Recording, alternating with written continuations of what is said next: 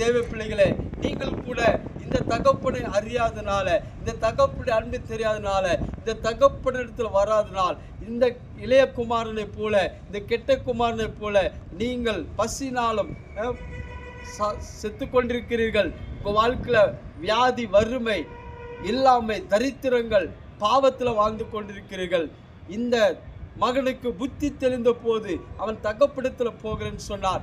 இன்றைக்கு உங்களுடைய வாழ்க்கையில் ஒரு புத்தி தெளிவு உண்டாகும் போது தகப்பனை அறிந்து கொள்ளுங்கள். இந்த தகப்பனை அறிந்து இந்த தகப்படத்தில் போக போகிறேன். அவன் சொன்னான், என் தகப்படத்தில் நான் போக போகிறேன். அவன் வந்தான். தகப்பன் தூர தேசத்தில் பார்த்து, தூரத்தில் அவனை பார்த்து, அவனை கட்டி அணைத்து, அவனுக்கு முத்தம் கொடுத்து, இழந்ததையும் அவனுக்கு வேண்டியதெல்லாம் அவனுக்கு கொடுத்தார். எனக்கு அன்பான தேவ பிள்ளைகளே, உங்கள் வாழ்க்கையில், உங்கள் அறிவில், உங்கள் புத்தியில் புத்தி தெளிவு போது இந்த தகப்படத்தில் வாருங்கள். உங்களுக்கு ஒரு நல்ல தகப்பன் இருக்கிறார். இந்த தகப்படத்தில் வாருங்கள். உங்கள் பிரச்சனை எதுவாக இருக்கட்டும், இந்த தகப்படத்தில் வந்து உங்களுடைய வாழ்க்கை ஒப்புக்கொடுங்க.